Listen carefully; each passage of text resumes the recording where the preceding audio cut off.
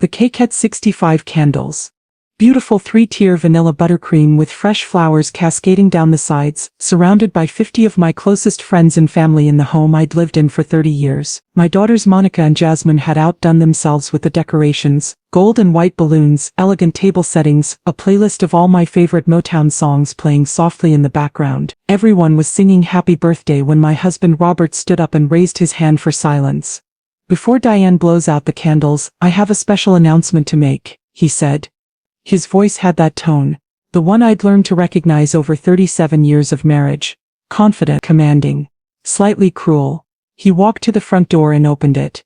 A woman walked in, younger than me, maybe 52, wearing a dress that was just a bit too tight, makeup just a bit too heavy. Behind her came two young people in their 30s, a man and a woman who looked like twins. Beautiful kids, his eyes, his nose, his smile. "Everyone," Robert said, his arm sweeping toward them like a ringmaster at a circus. "I need to introduce you to my second family. This is Carmen, and these are my children Marcus and Maya. I've hidden them for 30 years, but I can't do it anymore. They deserve to be acknowledged." The room went silent. 50 people frozen mid-clap. My daughter Monica's mouth fell open, Jasmine's champagne glass slipped from her hand and shattered on the hardwood floor. Someone's aunt gasped. My pastor's wife put her hand over her heart. Carmen stood there looking smug, like she'd won something. The twins looked uncomfortable, shifting from foot to foot, and Robert stood there with his chest puffed out, waiting for what? Applause? Sympathy? Chaos? I reached under my chair where I'd placed a wrapped box earlier that morning, stood up slowly, calmly, walked over to my husband with a smile on my face. "I know, Robert," I said clearly, so everyone could hear. "Happy anniversary, this is for you." I handed him the box. His confident smile faltered. Just slightly.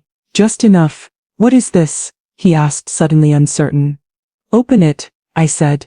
"I think everyone here will want to see what's inside." Before I tell you what happened next, drop a comment and let me know where you're watching from. I love hearing from all of you. Now let me take you back 30 years and show you how a woman turned betrayal into the greatest strategic victory of her life. My name is Diane Carter. I'm 65 years old, born and raised on the south side of Chicago. I met Robert when I was 26. He was 28, starting his own construction company, ambitious and charming and full of big dreams. We married 2 years later in 1988, small wedding at my parents' church, reception at the VFW Hall, honeymoon in Wisconsin because we couldn't afford anything fancier. We were happy, or at least I thought we were. We had Monica in 1983, Jasmine in 1986. I was an elementary school teacher then, working at a school in Inglewood, while Robert built his company from the ground up. Those early years were hard, money was tight. I'd grade papers at night while nursing babies. Robert would come home covered in concrete dust, exhausted but driven. The company started growing around 1989. Robert landed a big contract renovating buildings in Gary, Indiana, about 45 minutes southeast of Chicago. Suddenly he was traveling constantly. "Baby, I have to be on site," he'd say. "These crews need supervision. I'll be back Wednesday, or Thursday, or Friday." Sometimes he'd be gone Monday through Wednesday, home for a long weekend, then gone again. I was essentially a single mother with 2 little girls working full-time, managing everything alone. But I told myself this was temporary. That Robert was building our future, that his absence was a sacrifice we both had to make. Then I started noticing things. Small things. Lipstick on his collar that wasn't my shade. Receipts from restaurants in Gary I'd never been to. Strange charges on our credit card, women's clothing from stores I'd never shopped at. A Valentine's Day charge for roses that I never received. When I confronted him in 1990, he looked me dead in the eye and said I was paranoid. "Diane, you're being insecure. That's not attractive. I'm working my ass off for this family and you're accusing me of what? Cheating." He made me feel crazy, made me apologize for suspecting him, made me feel guilty for not trusting him. So I stopped asking questions. But I didn't stop watching. I found the phone bill in 1991, before cell phones, when long-distance calls showed up itemized on your home bill. Dozens of calls to the same number in Gary. Late-night calls, early morning calls, hours-long conversations while I was at work or sleeping. I called the number once from a payphone. A woman answered. "Hello?" Soft voice. "Young." I hung up. My hands were shaking. My heart was pounding. But I didn't confront Robert. Something in me knew if I confronted him he'd lie, he'd gaslight me, he'd make me feel crazy again. Instead I went to the Yellow Pages and looked up private investigators. His name was James Mitchell. Older black man, retired cop, ran a small PI business out of an office in Bronzeville. I used money from my teaching salary, money Robert never tracked because he considered it my little job, hired James to follow Robert. Within 2 weeks James came back with a report that shattered my world. Carmen Washington, 23 years old, single mother of twins, Marcus and Maya Carter, born April 1995. Robert was listed as the father on both birth certificates. They lived in a modest house in Gary that Robert had purchased under an LLC. James had photos, Robert pushing a double stroller, Robert at a playground with the babies, Robert sitting at a kitchen table that wasn't ours, feeding twins in high chairs. An entire life, an entire family, 45 minutes away. I sat in James's office staring at those photos and felt something crack inside me, not break. Crack. Like ice on a frozen lake. Mrs. Carter, I'm sorry, James said gently. Do you want me to continue surveillance?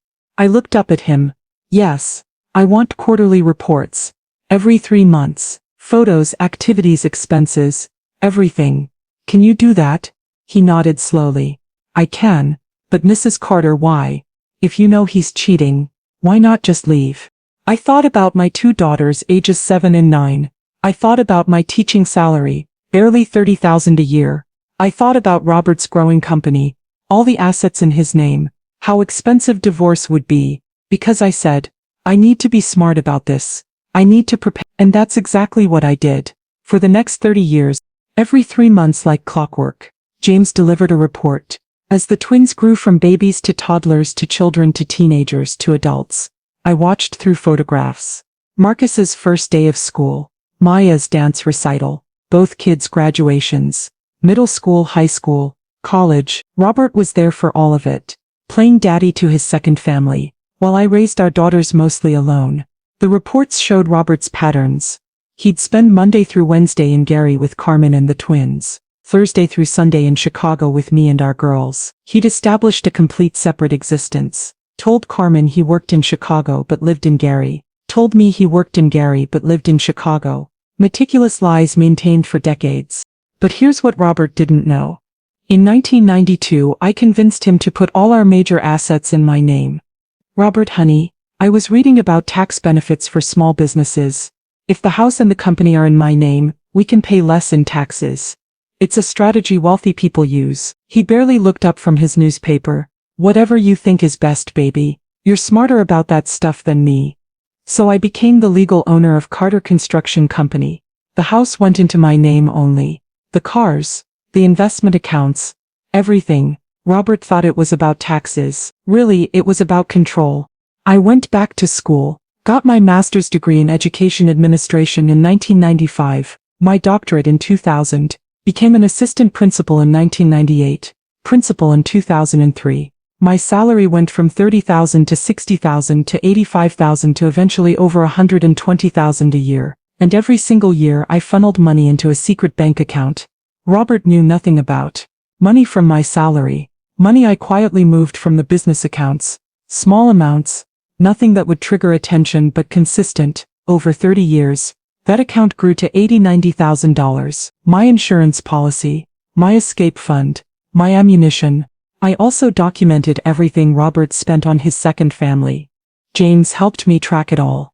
The house purchase, $145,000 in 1994. Monthly support to Carmen, $3,000, $5,000 depending on the month. Private school tuition for the twins. Cars when they turned 16. College tuition at Indiana University. Family vacations. I had photos of Robert taking Carmen and the kids to Disney World, to the Bahamas, to New York. Over 30 years I calculated Robert had spent $2,341,000 on his second family. Money that came from the business. My business legally. Money that should have been invested in our daughters' futures. Instead it funded his lies. My daughters never suspected. Monica went to Northwestern, became a lawyer. Jasmine went to Spelman, became a doctor. Smart, successful, beautiful black women. I raised mostly alone while their father played house with another family. They adored their father when he was around. Daddy's so funny, they'd say. Daddy works so hard for us. And I'd smile and nod and keep my secrets. People ask me why I stayed, why I didn't leave the moment I found out. Here's what they don't understand. I wasn't staying because I was weak. I was staying because I was strategic. Every year I stayed, I got stronger. My career advanced. My degrees accumulated. My secret account grew. The business assets remained in my name. I built an empire while Robert thought I was the oblivious housewife. I was never oblivious. I was preparing.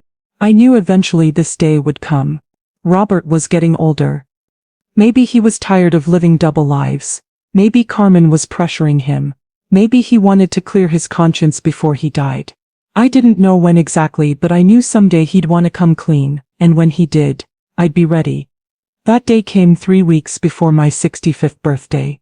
Robert sat me down in our living room, took my hands, looked me in the eyes with fake sincerity.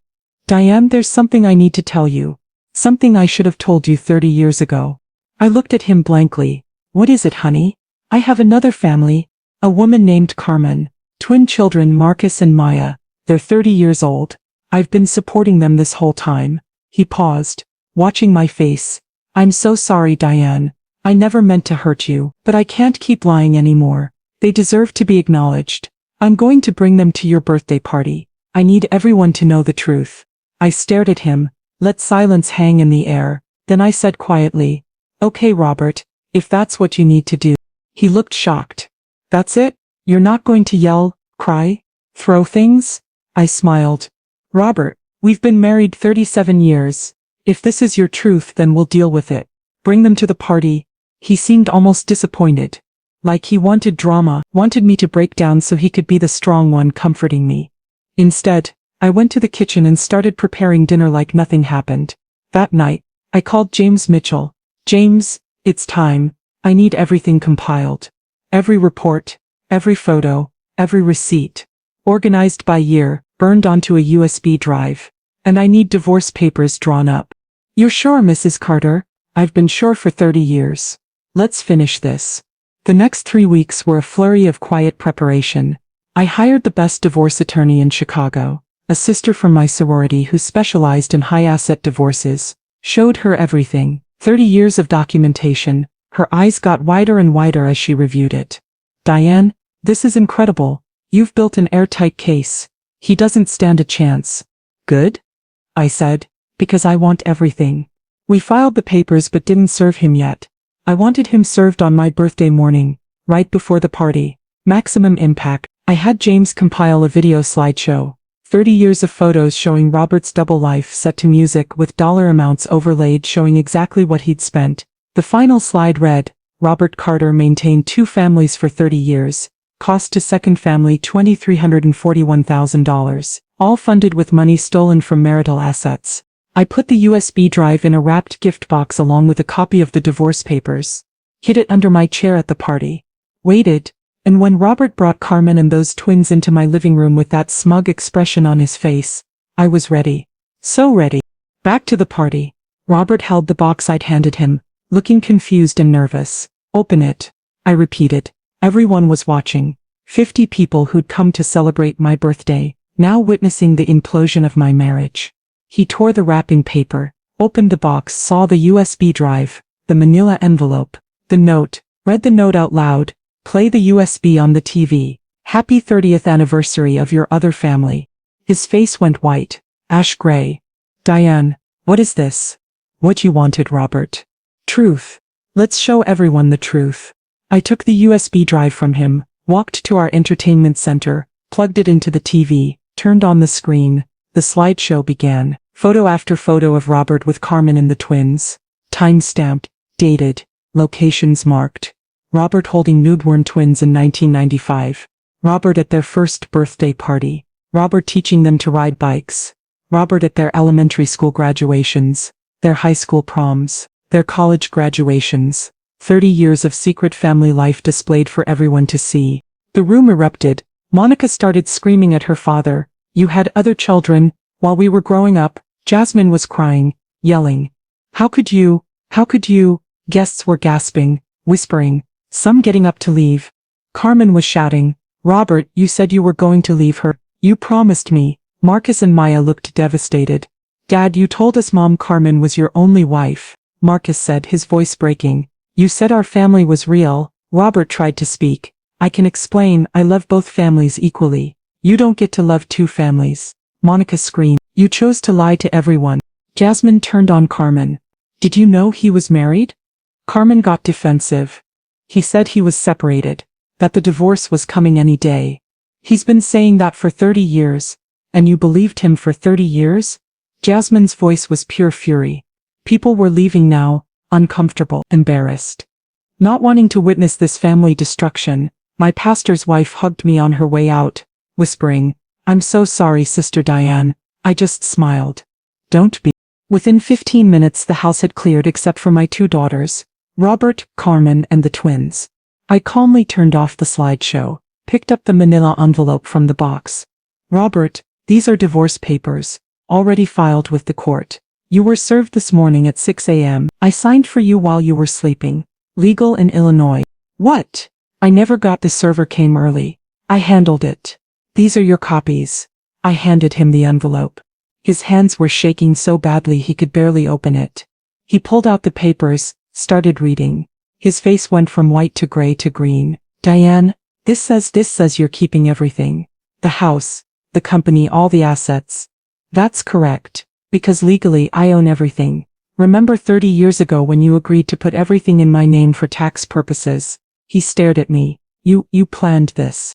I've known about Carmen and your children since 1990, Robert. I've been documenting everything for 30 years. Every dollar you spent on them came from accounts that legally belonged to me. That's theft of marital assets. Fraud, misappropriation of funds. My lawyer is filing a lawsuit against you for $2.3 million, plus emotional distress damages. The room was dead silent. Carmen found her voice. He promised to marry me, to take care of my children. I turned to her calmly. He's already married. To me for 37 years. Any promises he made you were lies. Just like he lied to me. Just like he lied to everyone. But my kids. Your kids are 30 years old, Carmen. They're adults. And they're Robert's financial responsibility now, not mine. I'm done subsidizing his double life. Marcus stepped forward. Mrs. Carter, we didn't know. He told us you didn't exist. That he and Mom were together. That's it. We're so sorry. I looked at these two young people, innocent victims of their father's lies. I believe you, I said. This isn't your fault. You didn't ask to be born into deception. Robert tried one more time. Diane, please, can we talk about this alone? No, we're done talking. You'll hear from my lawyer. I want you out of this house by tomorrow. You can stay in a hotel, or with Carmen. I don't care, but you're not sleeping under my roof tonight. This is my house too. Actually, it's not. Check the deed. My name only. You have no legal claim to it. Pack your things and go. He looked around desperately. At Carmen, who was crying.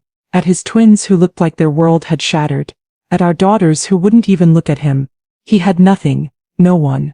You're really going to do this? He asked me. After 37 years? You did this, Robert. 30 years ago when you started a second family. I'm just finishing what you started. He left that night, packed 2 suitcases and walked out the door. Carmen and the twins left too, and suddenly my house was quiet. Just me and my daughters sitting in the wreckage of the party, balloons still floating, cake still on the table, presents still piled in the corner. Mom, Monica said quietly. Did you really know this whole time? I looked at my girls, my beautiful, accomplished daughters. Since 1990, 5 years into the marriage, I showed them everything. The boxes of PI reports I'd kept in my home office, 30 years of quarterly surveillance, photos of Robert with baby Marcus and Maya, toddler Marcus and Maya, child Marcus and Maya, teenage Marcus and Maya, adult Marcus and Maya. I'd watched them grow up through pictures while raising my own children. Jasmine was crying. Why didn't you leave him, Mom? Why did you stay? Because you two were young. Because I needed to build my career. Because I needed to secure our financial future. Because I knew if I waited, if I prepared, I could make sure we'd be protected when this day came. You've been planning this for 30 years? Monica asked, incredulous. Not planning revenge, preparing for reality. I knew eventually Robert would want to legitimize his second family, and when he did, I'd be ready. But you let him spend all that money on them. It was worth it. Every dollar he spent, I documented. Every lie he told, I recorded. I built a case so strong that no court in the country would side with him. And meanwhile, I built my own nest egg. I have almost $900,000 he knows nothing about. I have this house. I have the company. I have everything. My daughters looked at me like they'd never seen me before. Mom, you're kind of a genius, Jasmine said. I'm a survivor, I corrected. And so are you too. We're going to be fine. 2 days later, Carmen showed up at my door, crying desperate. Please, Mrs. Carter, please don't take everything. My kids need their father. I need support. He promised you lies, I said firmly.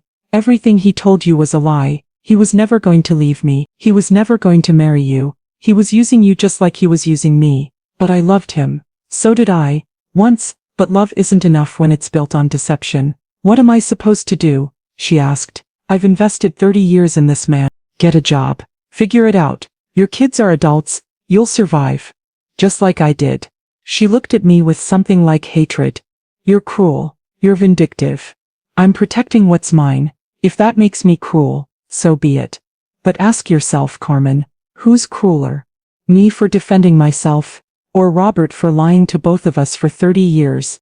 She didn't have an answer, just turned and left. I watched her walk to her car and felt nothing. No satisfaction, no guilt, just cold, hard resolve. The twins came to see me the following week. Without Robert, without Carmen, just the two of them sitting nervously in my living room. Mrs. Carter, we wanted to apologize, Marcus started. For existing, I asked. He looked startled.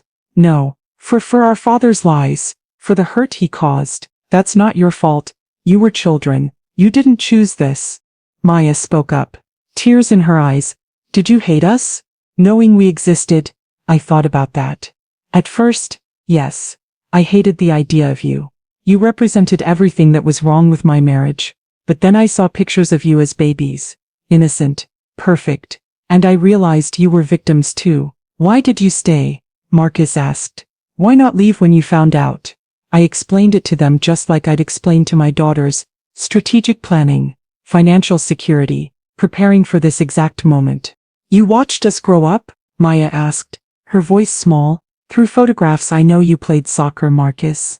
I know you were a dancer, Maya. I know you both graduated from IU. I know more about your lives than you might realize.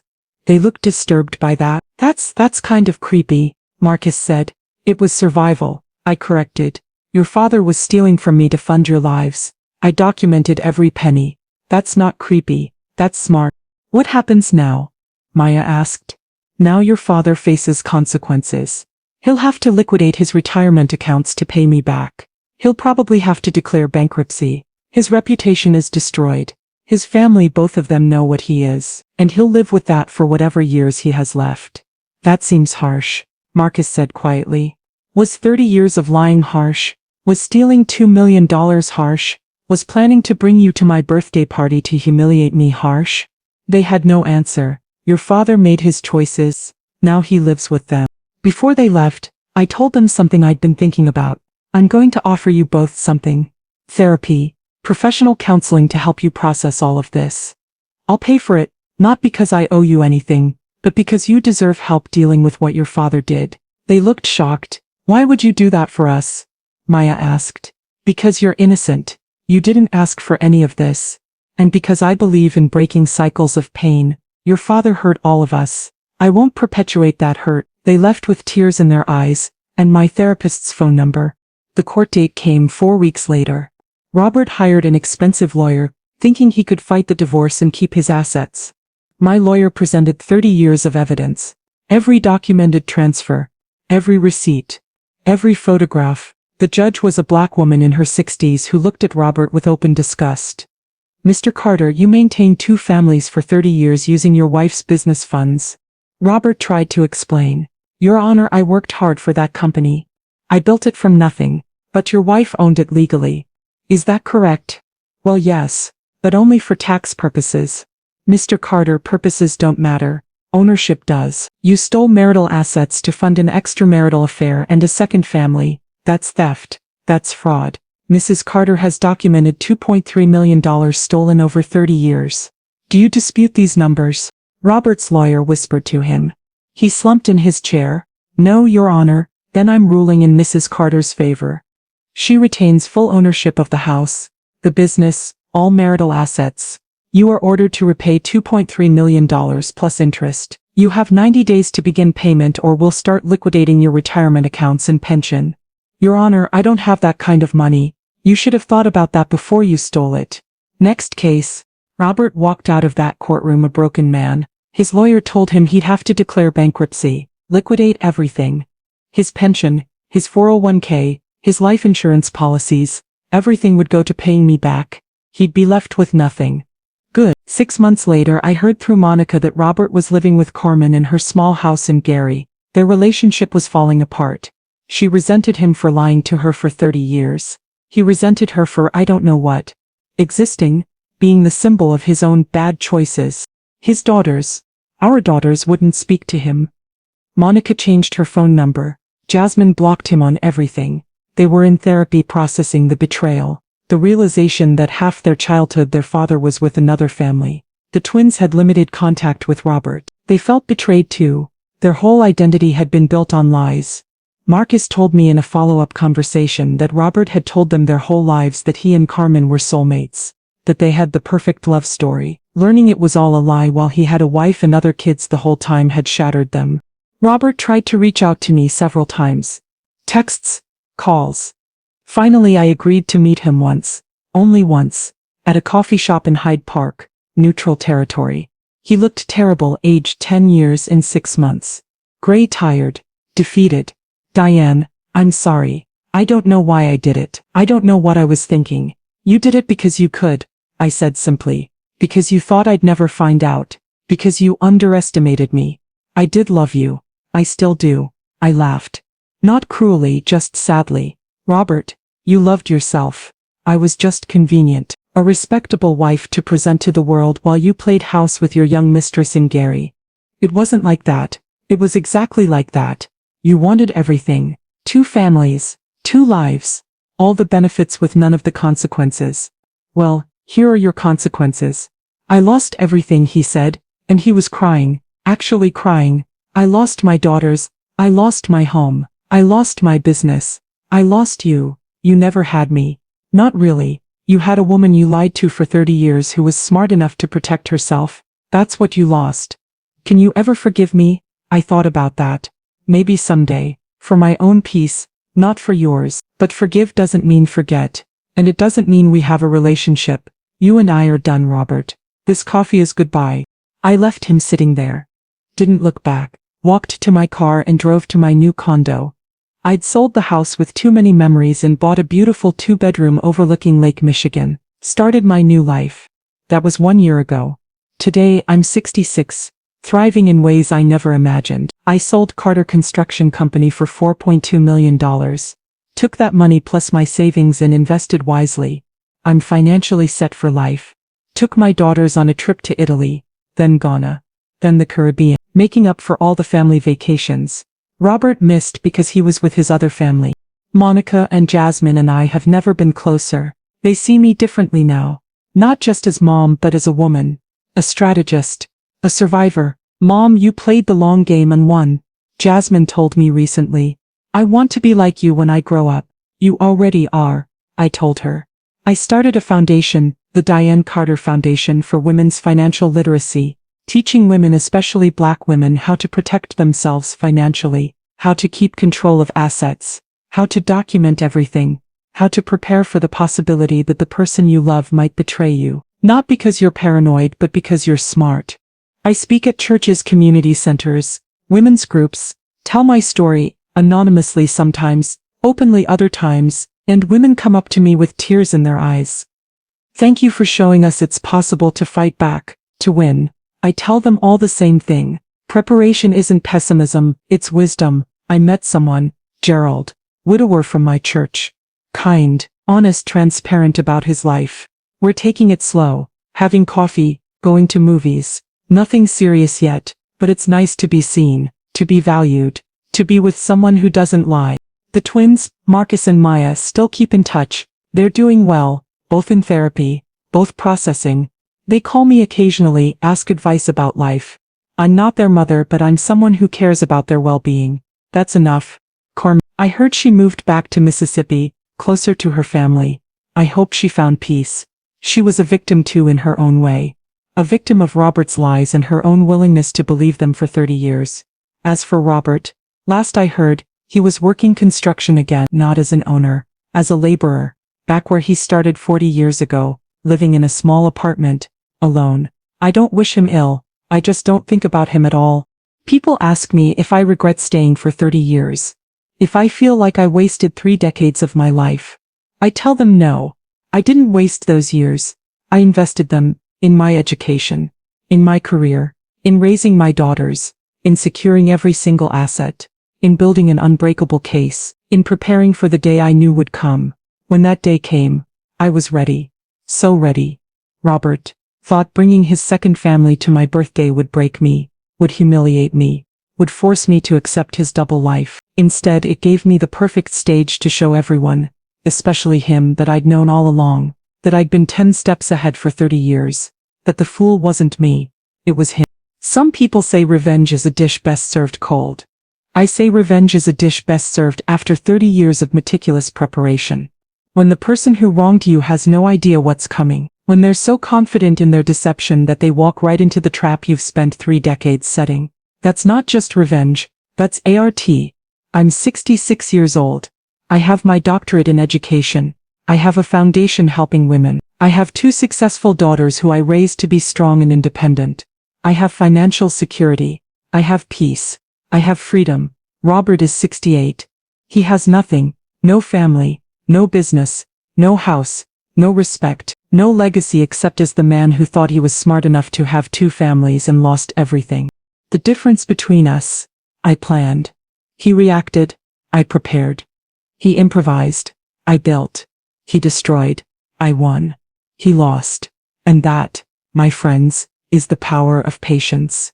The power of strategy. The power of a woman who refuses to be underestimated. My husband thought he could hide a family for 30 years. I let him think he was succeeding while I documented every moment, every dollar, every lie. When he finally revealed his secret, I revealed mine. I'd known all along, and I'd been preparing for this moment since 1990. The best revenge isn't anger. It's not screaming or throwing things, or causing a scene. The best revenge is quiet preparation, strategic planning, patient execution, watching the person who wronged you destroy themselves while you build an empire from the ashes of their betrayal. Robert destroyed our marriage, but I built something stronger from its ruins. Myself. A woman who knows her worth, who protects her assets, who documents everything, who trusts but verifies, who loves but doesn't lose herself. That's who I am now. That's who I've always been. Really. Robert just never bothered to look closely enough to see it. And that right there was his biggest mistake.